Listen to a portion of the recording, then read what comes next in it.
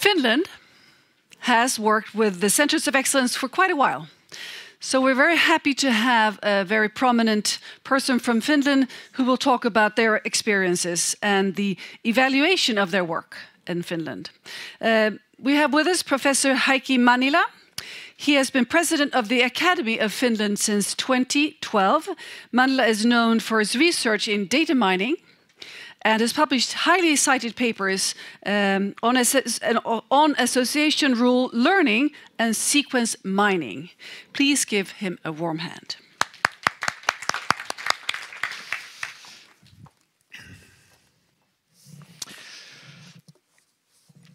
Good afternoon, ladies and gentlemen, and thanks for inviting me here. It's always a pleasure to be in Lund. To start with, so I was for a long time a professor at the University of Helsinki and worked also as a research director in one of the institutes. So how many of you know what is the common connection between the University of Dorpat in Estonia, University of Lund University and University of Helsinki?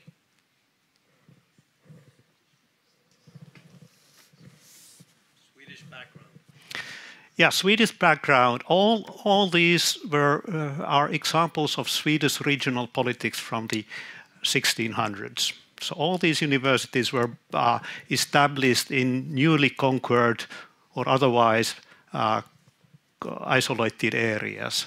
Lund, Dorpat, University of Helsinki. Well, it was established in Turku, but let's not talk too much about that.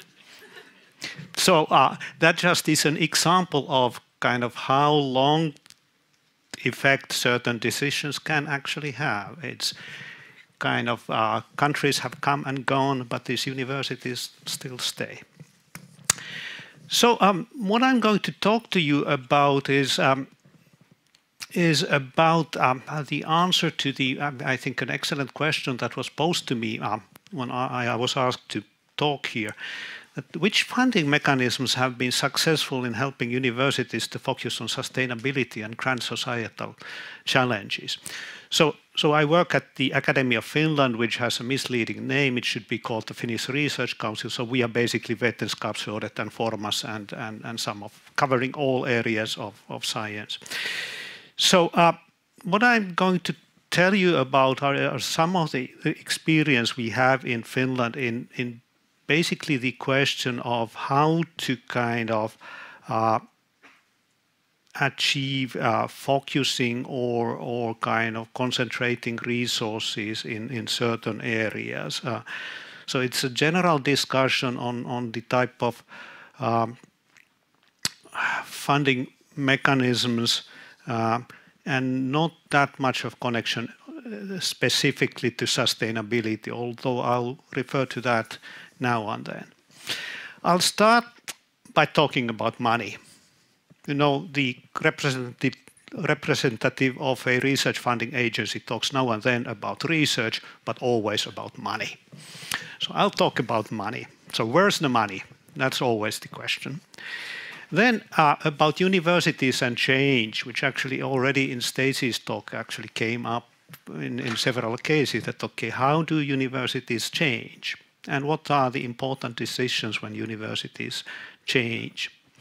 Then I talk about the role of funding agencies with examples, and then come actually back to universities in the end. So let's talk about money. First of all, in Finland, as in Sweden, we have block funding and then outside funding. For us, the block funding to the universities, it comes as really a lump sum to each of the universities.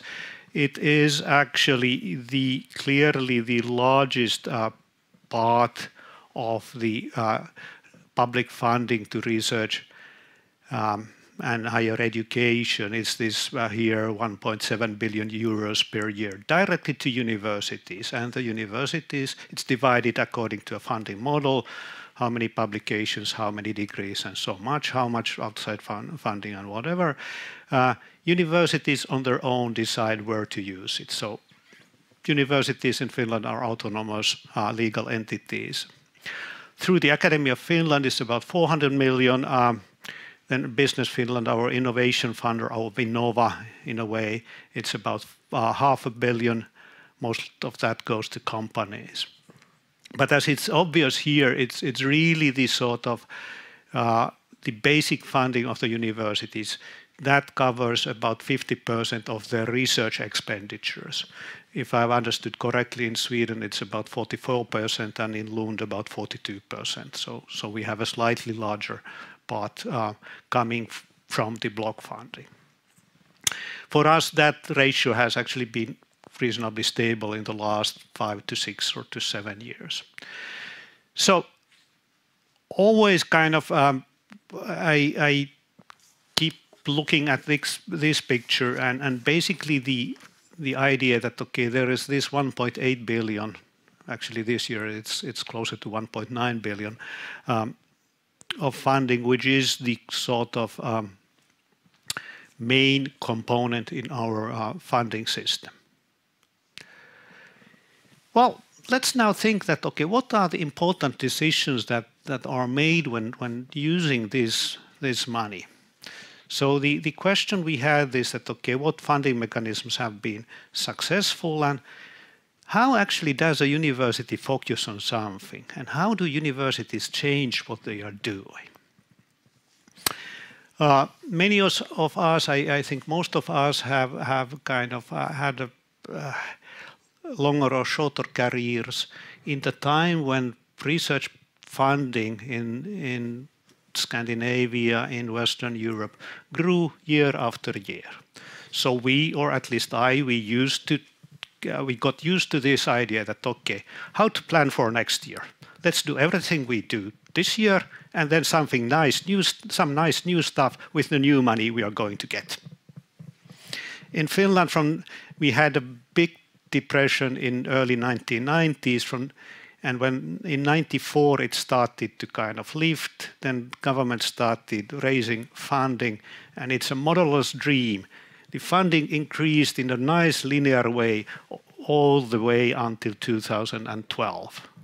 And we all learned that, okay, the way to do planning is to do everything we've done so far, and then some nice new things. When the budget turned out to be flat, it was a complex thing. All of a sudden, if we wanted to do something new, we had to stop doing something we are now doing. And that, as you all know, is not easy at all. It's not easy in universities, it's not easy in companies. So, for example, companies where growth stops, they often end up in difficulties for exactly the same reason. So change is often difficult, and I think Stacey's discussion of what has happened in Sweden perhaps can be also viewed in the context of this. But let's get now to the important decisions that, okay, when the university has money, what are the important decisions?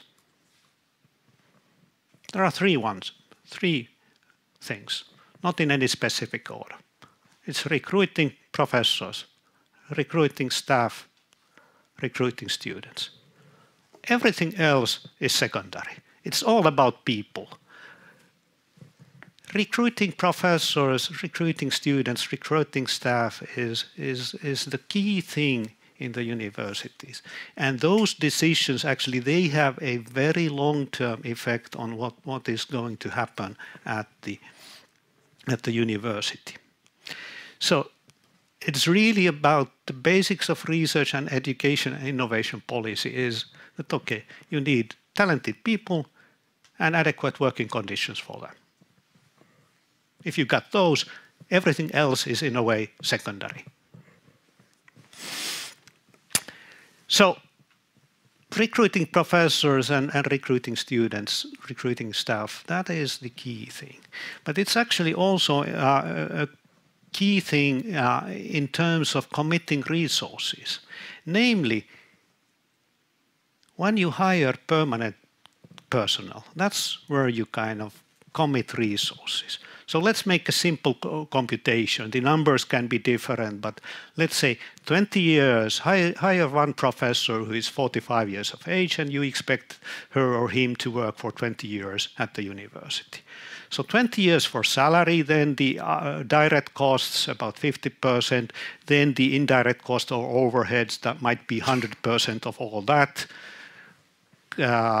premises, everything else, it actually is quite expensive. Perhaps you give a salary to a PhD student or even a postdoc, you very easily come to something like 250,000 or €500,000 per year. So hiring a professor is a commitment of, let's say, 5 to 10 million euros, which is actually quite a lot of money. And in that way, the way the university commits to something, both intellectually and financially, is through recruiting permanent people.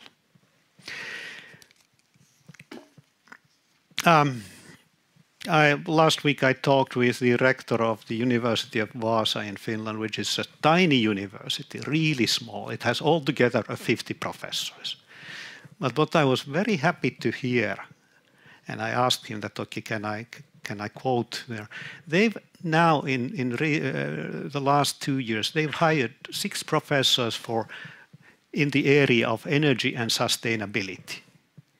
And you think of that commitment that, okay, they've done this, more than 10% of their professors, they've decided that, okay, this is what one of the things they are going to do. They have 3 things they are going to do, especially actively. This is one. And the commitment is, at least percentage-wise, it's quite a lot, hiring 6 professors for them. All right, ladies and gentlemen, so the basic point here is, of course, that talking about funding agencies, I think I like to talk about funding agencies and universities and research institutes always in combination. Looking at the whole system is more important, is useful when trying to figure out what should be done. But now let's go to the funding agencies. So there's lots of different types of funding, as you all know, from funding agencies. There is for individual researchers or small research groups. I'll cover that very briefly. Then about for competence clusters, centers of excellence or flagships, or for universities as a whole.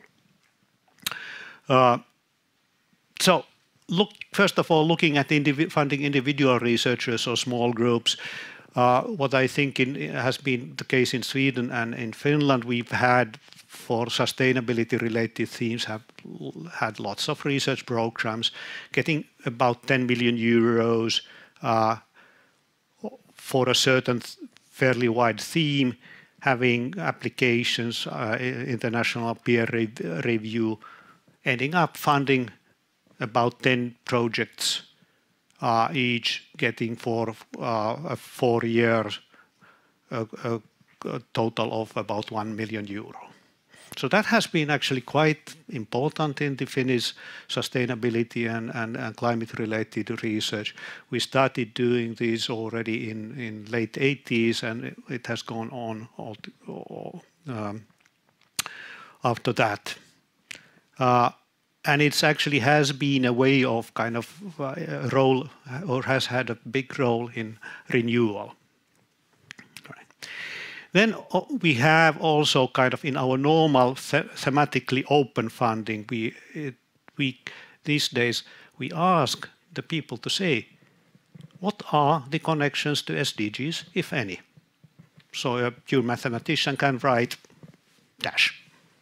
Somebody can say that, okay, this and this. What the desirable outcome is that the researcher might think, well, you know, actually I could look at these SDGs. There are those people in the next fall, they are doing something like that. Perhaps I should talk to them. We have seen some examples of that. Of course, there is the undesirable outcome is that somebody tries just to whitewash, well, you know, I work in computer science and it's very important for climate. Certainly, yes, it's very important for climate. and I'll work that out when you give me some money.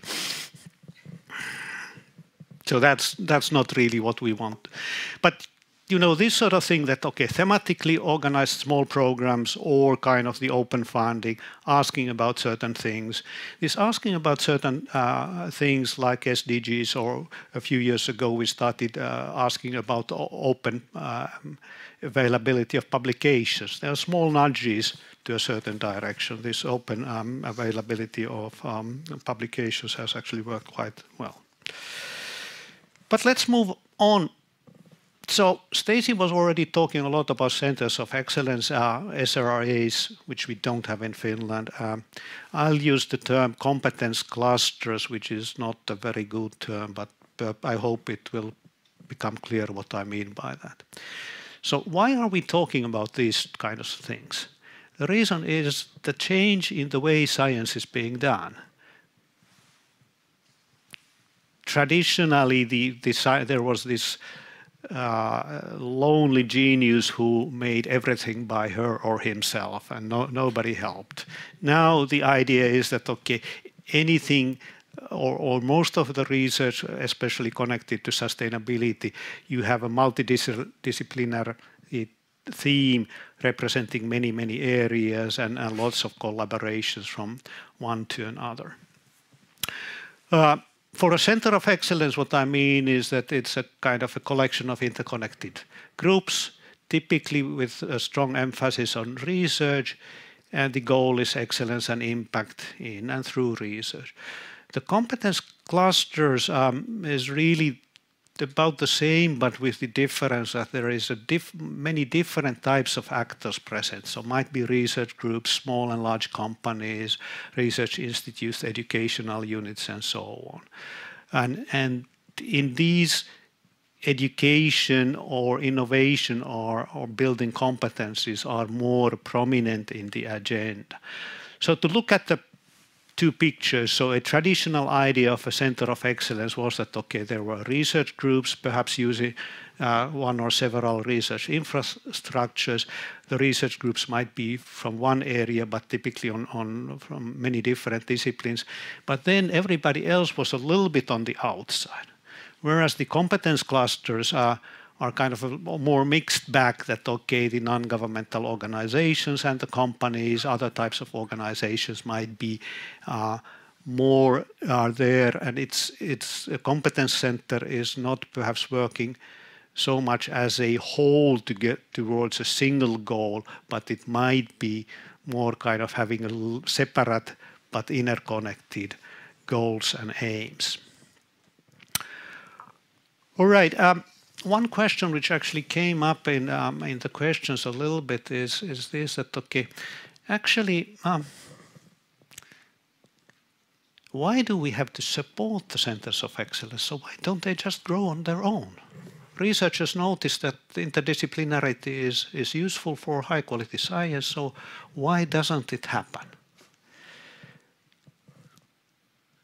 I think the question is one of the key things in the rest of my talk, is basically that the problem of change requires a little bit of a nudge, some sort of bridge funding.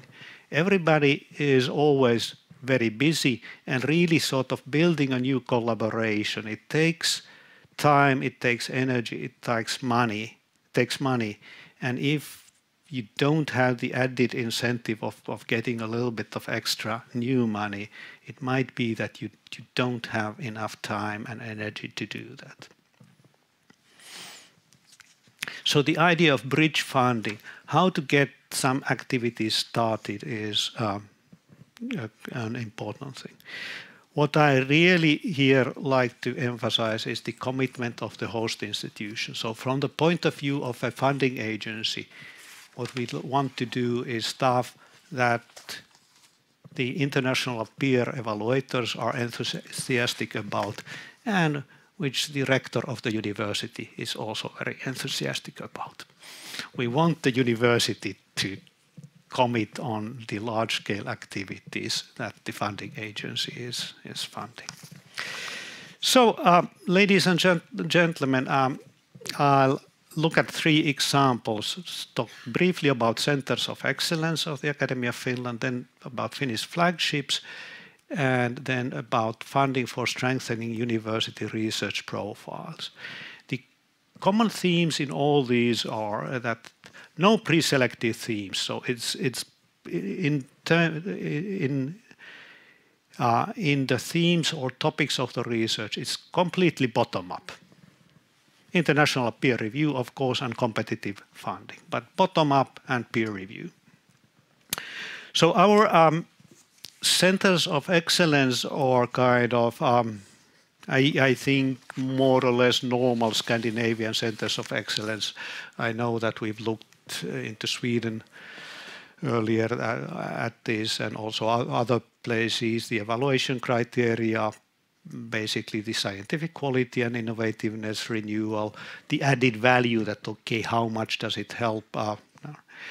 We currently have 26 of those. We give them about 1 million euros per year per center of excellence.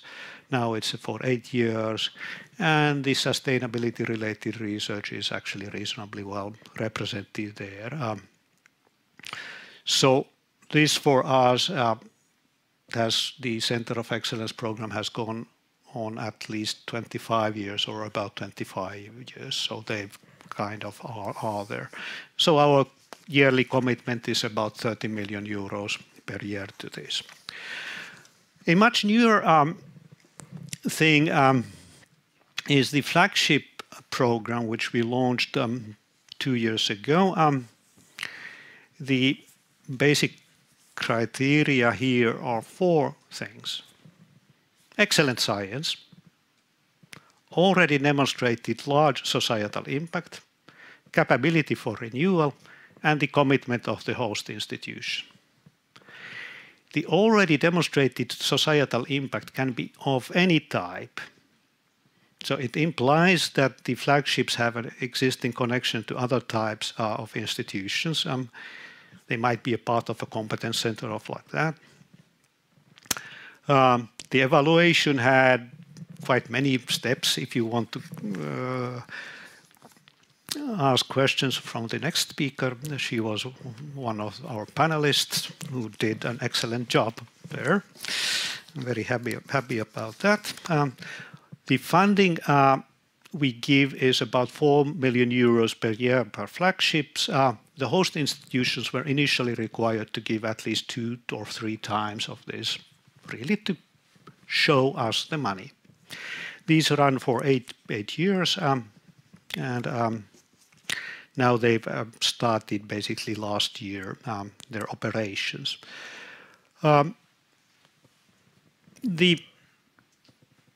We ended up funding 6 flagships, so it's about 25 million euros per year.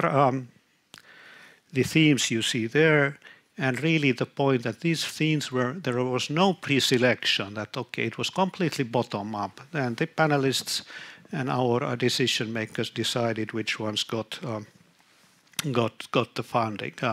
There was actually a lot of discussion. People asked me that, okay, Heikki, when are you going to select the themes? I said, never. I'm not going to touch the themes at all. And I think these ones were actually, was a nice result, really, that, okay, we got the power of peer review, got some extremely interesting stuff like this Invest in Equalities Interventions and New Welfare State, headed by a sociologist from the University of Turku. Extremely interesting and very high impact. So the basic criteria were very well met. Really, the power of peer review is here important. No thematic choices ex ante. The commitment of the host institutions exceeded our expectations. So it was actually 6 times the Academy Finland. So we asked for 2 or 3 times. The universities gave 6 times, which is nice. Good. And finally, I'm running out of time. The third part is funding for strengthening university research profiles, where the idea is that No university does everything in research. It doesn't have to do everything, but whatever it does, it should be done well. We've always made choices. So when deciding, University of Helsinki has, I think, 15 professors or 18 professors of mathematics. Rutgers University has 84.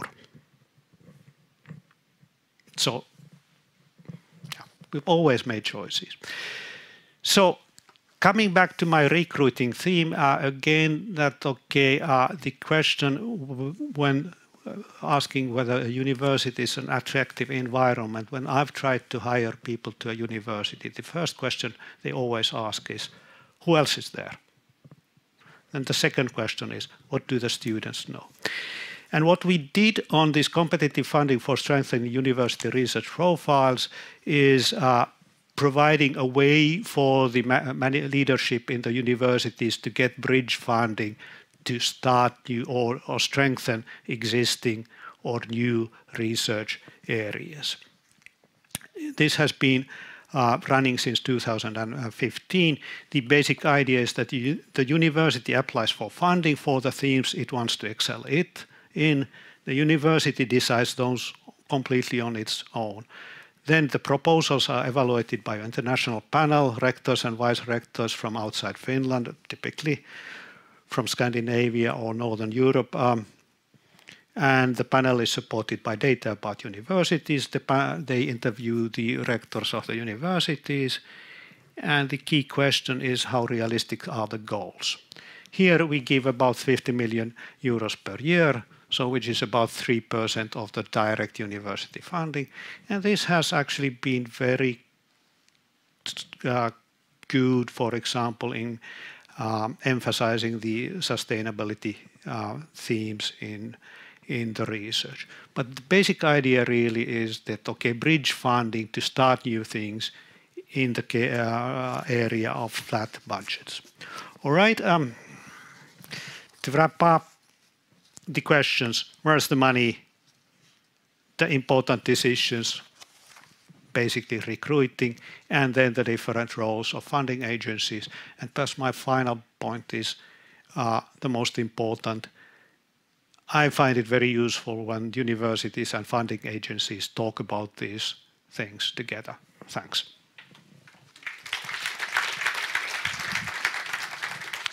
Thank you very much. Let's see what we have from the Menti application. How does the AOF ensure sufficient funding for infrastructure?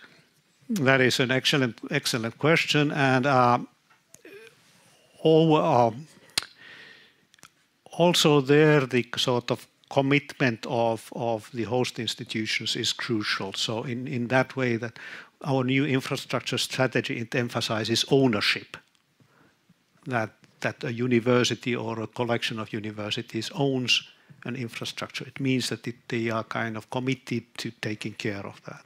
But infrastructure funding is not sufficiently large in Finland, and this is actually a problem. Next question. Interesting about the Finnish view on funding, centers of excellence and flagships. I wonder about the ratio of external to university funding in Finland. It decides how much universities can do. So for funding which goes to research, so the universities get half of the research funding as a lump sum, and half comes from outside sources. About 22% from the Academy of Finland, rest from EU, Business Finland, and so on. How do you exemplify commitment from host institutions? Words, visibility, administration, money.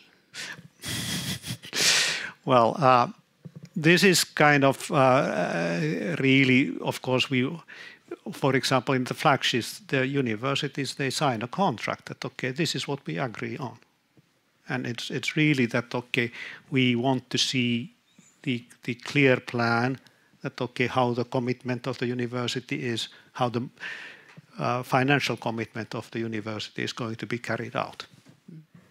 Is it detailed, this commitment? Sorry? How detailed is it? Well, it's reasonably detailed in that, okay, and we of course ask the heads of the, for example, the flagships that, okay, have you seen the money? And if they say yes, then everything is fine. Okay. Let's take one final question. Is scientific excellence jeopardized by adhering to the SDGs? Could this conflict affect future external funding for the excellence centers?